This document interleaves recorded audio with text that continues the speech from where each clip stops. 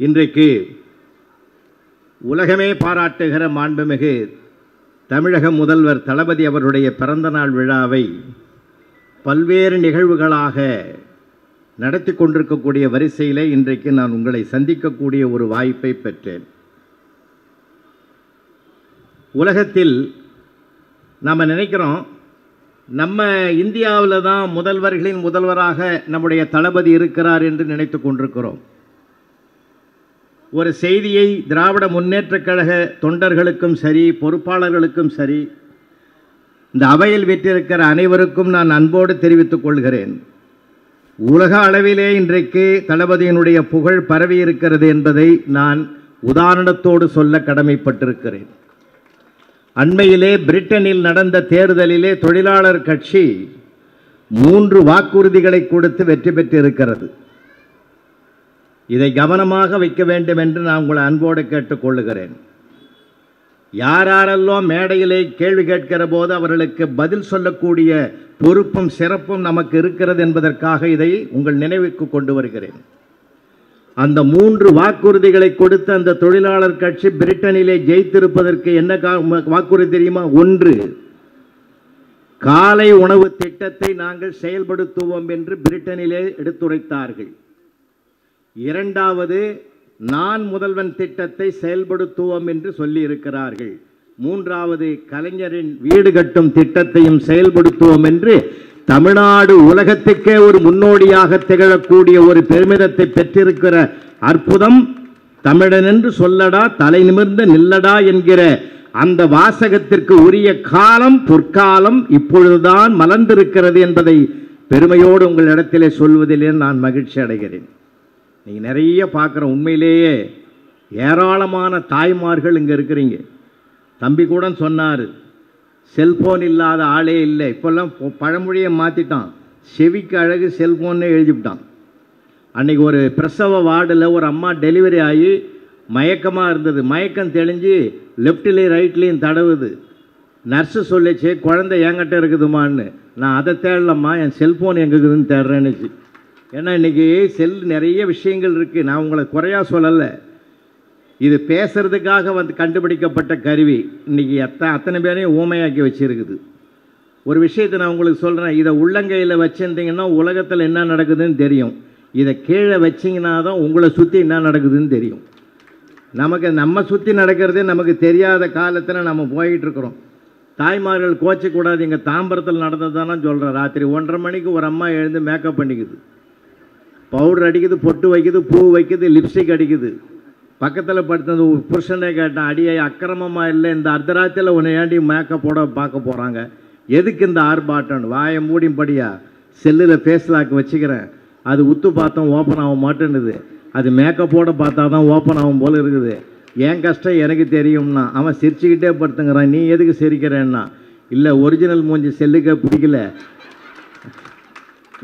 நான் ஒரு 10 வருஷமாக அவங்க கூட குடும்பம் பண்ணுறேனே, எனக்கு இனிமேலாவது கருணையோட பாருன்னா. இன்றைக்கி இந்த செல்ஃபோன் வந்ததுனால பல சிக்கல்கள் சார்.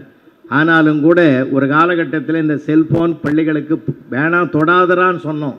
ஆனால் பிள்ளைகளுக்கு வாங்கி கொடுத்தோம் நாமே. ஏன்? ஆன்லைன் கிளாஸ் நடந்தது சார். ஏன் இதை குறிப்பிட்றதுன்னு தெரியுமா உங்களுக்கு? ஒரு நெருக்கடியான நேரத்தில் தான் தமிழகத்தினுடைய ஆட்சி பொறுப்பை தளபதி கையில் எடுத்தார்கள். கொரோனாவினுடைய கொடும் தாண்டவம் நடந்து முடிந்த பொருளாதார இல்லாத சூழ்நிலையில் வந்த ஆட்சி பொறுப்பு ஏற்ற முதல் கையெழுத்து என்ன தெரியுமா? ஒவ்வொரு குடும்பத்திற்கும் 4000 ரூபாய் தருகிற முதல் கையெழுத்து போட்டார்னா அதற்கு ஒரு எவ்வளவு பெரிய கனிவும் துணிவும் நிறைந்த பெருமை நம்முடைய முதல்வர் அவர்களுக்கு மட்டும்தான் உண்டு. அன்பானவர்களே, நம்முடைய எண்ணங்கள் இப்போ நம்ம பிறந்த நாளுக்கு எல்லாருக்கும் பரிசு கொடுக்குறோம் இல்லை? எல்லாருக்கும் பரிசு கொடுக்குறோம் இல்லை சார்? யாருக்கு வேணாலும் நம்ம நட்பு வட்டாரத்திலும் சரி, உறவு வட்டாரத்திலும் பிறந்த நாள் பரிசுன்னு ஒன்று நம்ம கொடுக்குறோம். நான் உங்களுக்கு அன்போடு வேண்டி கேட்டுக்கொள்கிறேன், நம்முடைய முதல்வருக்கும் நாம் ஒரு பிறந்த நாள் பரிசு கொடுக்க வேண்டும். அது என்ன பரிசு என்பதை நான் உங்களுக்கு அன்போடு தெரிவிப்பதிலே நான் மகிழ்வடைகிறேன். அதாவது ஒருத்தன் போய் ஒரு டாக்டரை பார்த்து கேட்டான். ஒரு டாக்டரை பார்த்து என்ன கேட்டான்? நீங்கள் BMW கார் வாங்கணும்னா உங்களுக்கு எவ்வளோ நாள் ஆகும்னு கேட்டான். 1 வருஷம் நான் கஷ்டப்பட்டு சேர்த்து தான் நான் வாங்கணும்னாரு. ஒரு இன்ஜினியரை போய் கேட்டான், சிவில் இன்ஜினியரு. அவர் சொன்னார், 8 மாதம் நான் கஷ்டப்பட்டு பில்டிங் கட்டிட்டேன்னா நான் வாங்கிடுவேன்னாரு. ஒரு கிரிக்கெட் வீரரை போய் கேட்குறார், ஒரே நாள் 1 டே மேட்ச்சிலே நான் வாங்கிடுவேன் BMW காருன்னா. அப்போ ரத்தன் டாட்டா இருக்கிறார். அவரை போய் கேட்டாங்க நிருபர், நீங்கள் BMW கார் வாங்கணும்னா எவ்வளோ நாள் ஆகும்னு கேட்டாங்க. அவன் 5 நிமிஷத்தில் வாங்கிடலாம். அவர் அவ்வளோ பெரிய பணக்காரன், கோட்டீஸ்வரம், மல்டி மில்லியனர். ஆனால் அவர் என்ன சொன்னார் தெரியுமா? 5 வருஷம் ஆகும்னார். கேட்டவன் மயக்கம் வந்துடுது. என்னையா அடுத்த 5 நிமிஷத்தில் வாங்குவேன்னு சொல்கிறேன்னு நினச்சி எதிர்பார்த்தேன், 5 ஆண்டுன்னு சொல்கிறீங்களே அப்படின்னார். அப்போ அவர் சொன்னார், BMW கார் கம்பெனி எவ்வளோ பெருசு, அந்த கம்பெனியே வாங்கணும்னா எனக்கு 5 வருஷம் ஆகும்டான்னார். ஏன் இதை சொல்கிறேன் தெரியுமா? 2025 200க்கு 200 என்ற இலக்கை அடைவோம் என்கிற உயரிய எண்ணம் நமக்கு வரணும். ஏன்னா அந்த தன்னம்பிக்கை தான் ஒரு மனிதனை வாழ்க்கையிலே உயர்த்தும்.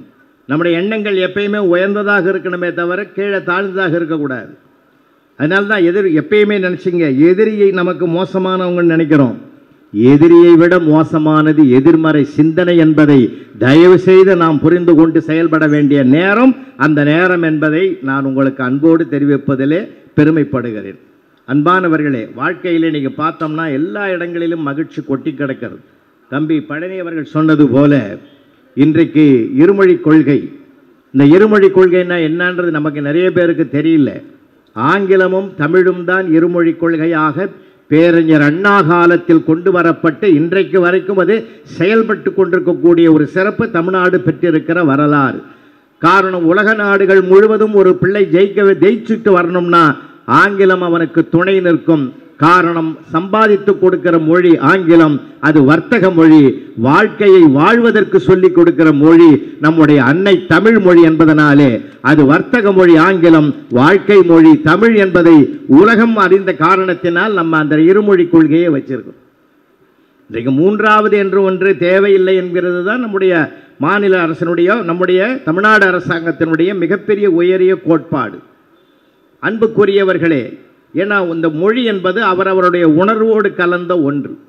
அந்த மொழியை காப்பதிலே விழிப்புணர்வோடு செயல்படுகிறது நம்முடைய திராவிட முன்னேற்ற கழகம் என்பதை தவிர வேறு யாரையும் நம்ம அங்கே கொண்டு வந்து நிறுத்த முடியவே முடியாது. காரணம், முத்தமிழறிஞர் டாக்டர் கலைஞர் அவர்களை பற்றியெல்லாம் இங்கே சொன்னார்கள். முத்தமிழறிஞர் டாக்டர் கலைஞர் அவர்களை போய் ஒருவர் கேட்கிறார், உங்களுக்கு பிடித்தமான விளையாட்டு எது என்று கேட்டார். அப்போ அவர் சொன்னார், எனக்கு பிடித்தமான விளையாட்டு கிரிக்கெட் விளையாட்டுன்னு சொன்னார். நீங்களுமான்னு கேட்டாங்க. ஆம், கிரவுண்டுக்குள்ளே பந்து உருண்டு உடனே 1-2 ரன்னுன்னு ஓடுறதை வச்சு முடிவெடுப்பான். அந்த கிரவுண்டில் இருக்கிற எல்லையை தொட்டால் 4ன்னு சொல்லுவான். எல்லையை தாண்டிட்டா அதுக்கு 6 அப்படின்ற ஒரு எண்ணை கொடுப்பான். எனக்கு எப்பயுமே எல்லை தாண்டுவது தான் பிடிக்கும் என்று சொல்லி அதனால் அந்த விளையாட்டை நான் பிடிக்கும் என்று சொன்னேன் என்று சொன்னார். என்றால் அன்பானவர்களே, அந்த உயரிய எண்ணம் தான் ஒரு மனிதனை வாழ்க்கையிலே உயர்த்தும். ஏன்னா நம்ம மனசு தான் காரணம் எல்லாத்துக்குமே. அந்த மனசு எப்பொழுதும் மகிழ்ச்சியாக இருக்க வேண்டும் என்பதற்காகத்தான் இந்த அற்புதமான விழாவை மாண்புமிகு தமிழக முதல்வர் தளபதி அவர்களுக்கு எடுக்கிறார்கள்.